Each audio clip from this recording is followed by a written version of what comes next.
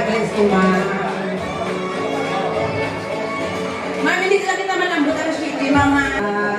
Thank you and goodbye. Ay, lapit. Pagkatagos. Si Fema, known as Fema sa French siya. Pero sa amon, di na sa kilala na Fema.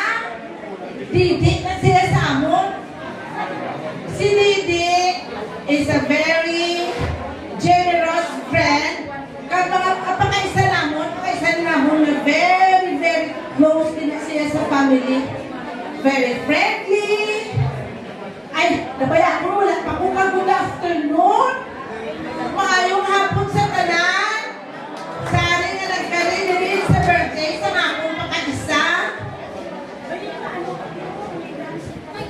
O, continue na lang. Continue na lang.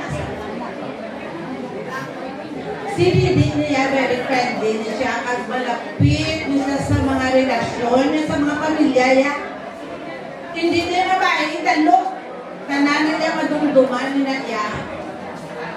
Basta mga dumduman na siya, Didi niya na yung wala na siya yung pakumpit-kumpit kung ano pa madamo pa na yung mga istorya. Si Didi na nakilala namon, mga sinisan, binisayaw, wala nisayaw, huya-huya. Walang mga pamilya, kusta mga bumistisan. At mga magahon.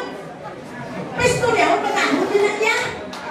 Pamilya niya sa mga kusta. Ang akon lang, dito lang pa pala magula siya. Kaya karoon dito ka pa niya ako. Ang akon lang niya, mag-wish siya kay Didi na more birthday ka, kagtagaan pa si Didi sa good health, in strength, na matinderya pa si nanay niya, si auntie. Matinderya pa si auntie Rini, tagaan sa strength. Didi is a registered caregiver sa US. Amo na naging papuling edisyon ni ng Vilma to take care sa iya nga nanay. Kaya siya may knowledge siya nga mag-take care sa senior. Kag sa mga aged na mga matigulang ba na kabalosa. Pinaba ko ba, di, tindira ka na lang sa pagkita na kami sa tinda.